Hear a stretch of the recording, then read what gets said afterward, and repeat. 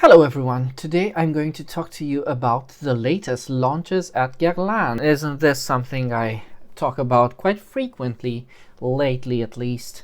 So today we're going to talk about Aqua, Allegoria, Florabloom. We're going to smell for the first time Fève Gourmande. We're going to smell for the first time as well Néroli Plein Sud, and also I'm lucky enough to have a sample of Perle Impériale, so let's begin with Florabloom.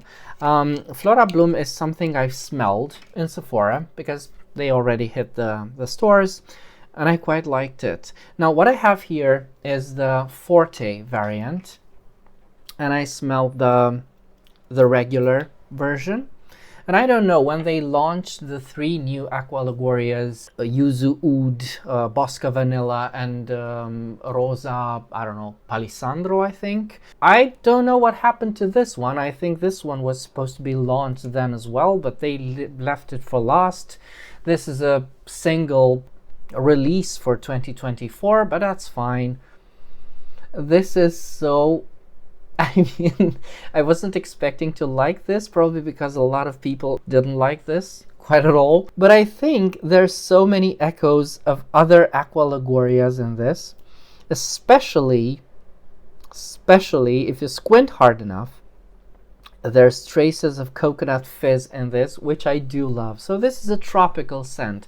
I don't know what Florabloom means, because this is a quite indistinct flower. I mean, it's rosy, violety, kind of reminds me as well of Flora Salvagia. That's right. Flora Salvagia is something I really enjoyed from Aqua Allegoria. It's a very fresh, woody, delicate, kind of undistinguished flower, but with a clear sort of violet trend. So it is quite woody and papery, and this one I feel it's like that as well. However, there are traces of fruity, maybe banana, tropical tuberose in this.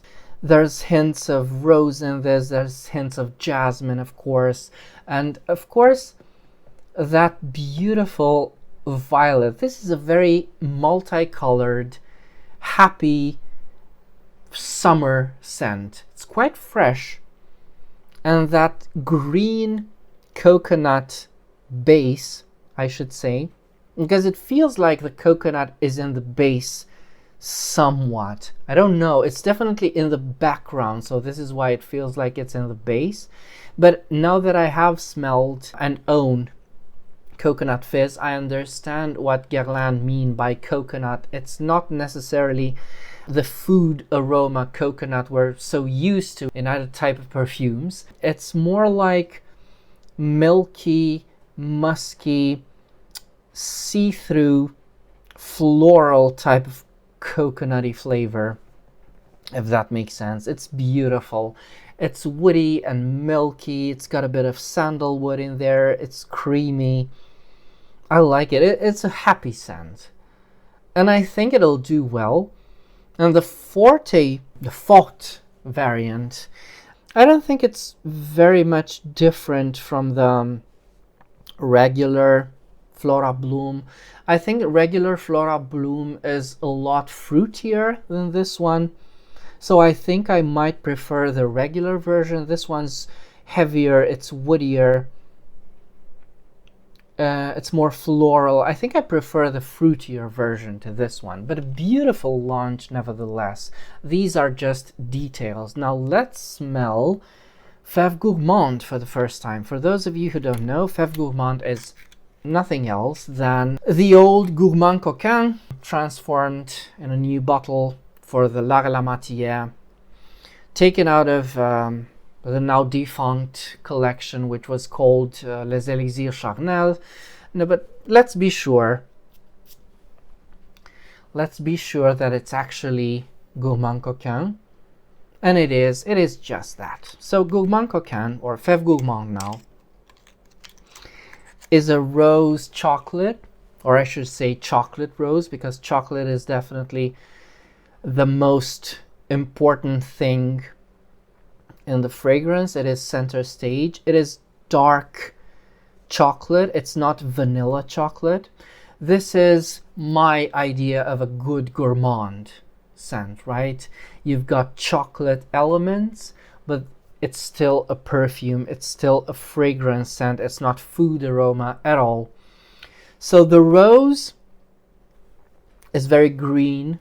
It's very fresh. It's my favorite type of rose as well. And when you smell the rose in Fève Gourmande, I should say, or Gourmand Coquin, when you smell the rose here, you smell the entirety of the rose. So you also smell the leaves, you also smell the sap, you also smell the stem. It is perfect. And it's just a rose that's been trampled into chocolate. It is delicious. It's beautiful. It's never obnoxious. It's my type of gourmand. This is how you do a gourmand. So it's a beautiful launch, but it's not new. Hasn't been done by Delphine Jalk. The original was done by Christine Nagel and Sylvain Delacour. I am so sorry. I am so sorry. And it feels wrong, doesn't it? It feels wrong to cite Delphine Jalk when the scent has been done by somebody else, right? She hasn't worked anything on this scent, not that I know of. It's the exact same scent as Gourmand Coquin. So this was not done by Delphine Jalk. This was done by Christine Nagel and Sylvain Delacour. Gorgeous, gorgeous scent. And now, I'm quite curious, have to admit, I am quite curious to smell Néroli Plein Sud. I've got mixed feelings about this. First of all, because my favorite Néroli scent from La Relamatière will always be Néroli Outre Noir. But I'm still curious to smell this. I mean, a new Néroli scent. Wow.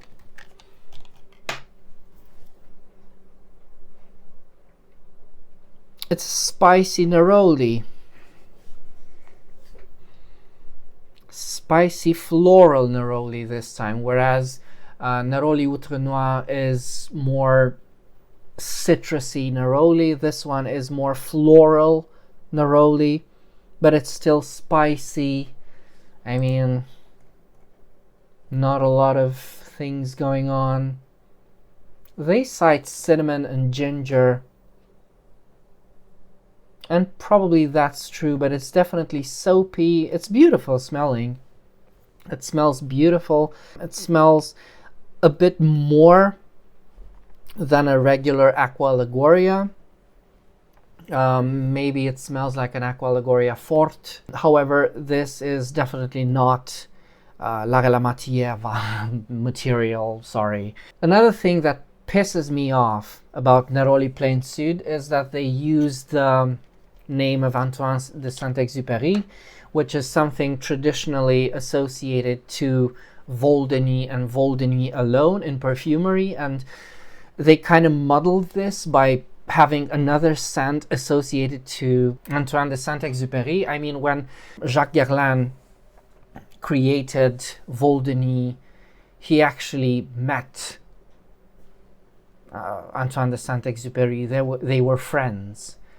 I mean, what's the reason behind using Antoine de Saint-Exupéry and with Néroli Plein Sud? It's just nonsense.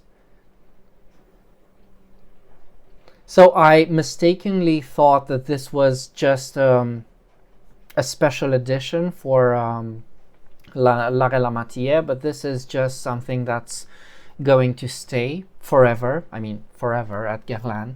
But you know what I mean? It's not just a special edition.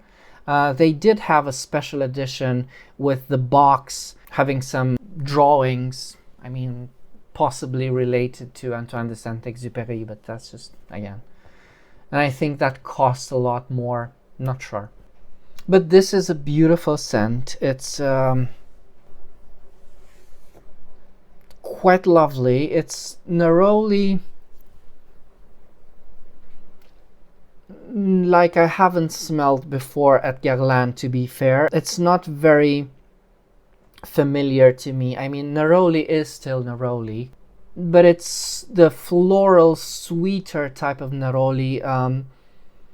maybe like in the L'Heure Bleue extrait, you know, the first beats of the extrait of L'Heure Bleue, which is this sweet, floral, beautiful neroli right there. Yeah, okay. There's my anchor. And it's still spicy. Oh, yes, there you go. It reminds me of... I almost forgot about that one. It reminds me of Néroli vetiver from Aqua Allegoria. There you go. Maybe a bit more floral than that one, but definitely Aqua Allegoria, Néroli vetiver, which is a very beautiful neroli, just made a bit more expensive in the Larlamatia line. And now it is time for us to smell Perle Impériale. Very curious about this one. This is a pièce exceptionnelle or pièce d'exception at Guerlain with an expensive Swarovski bottle with pearls. Some people hate it. I find it quirky.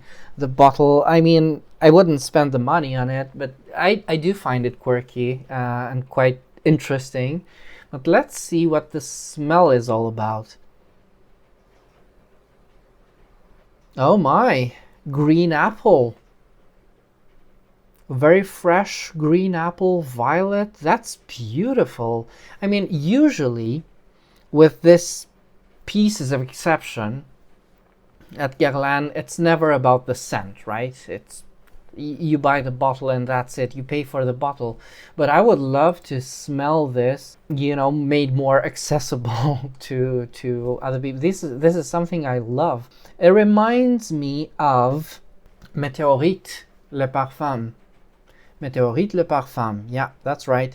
It reminds me of the fruity apple and that Météorite scent. I mean, Météorite is something I regret not ever purchasing, and now it's impossible to find and it would be very, very expensive. But Météorite was just very simple, you know, just like Terracotta le Parfum, a simple, very cheap scent that you could find quite easily, but I just didn't buy it. I smelled it at the time. Not to say I didn't like it, but it's just, it was a green apple scent, very beautiful but quite mild. I had no interest in purchasing that, so there's that. But this is definitely something more than Météorite le Parfum.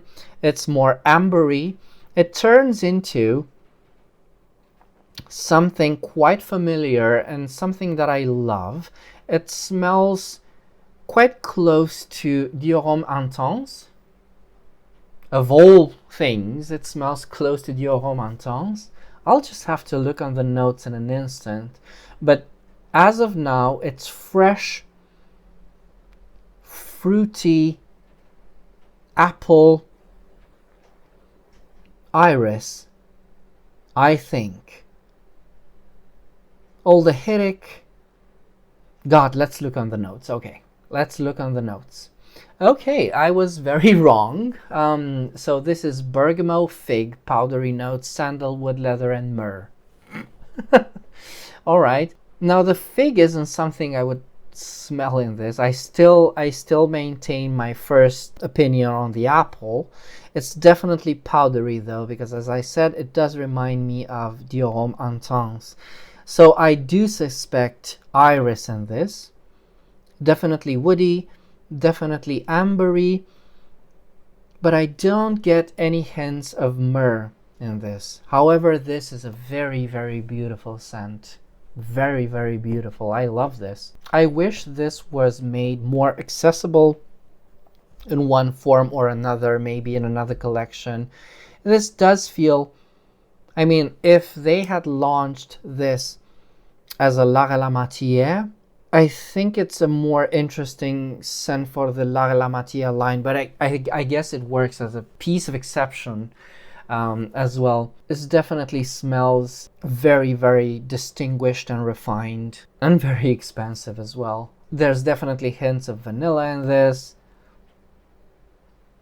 but that apple is kind of smelling like baked apple now.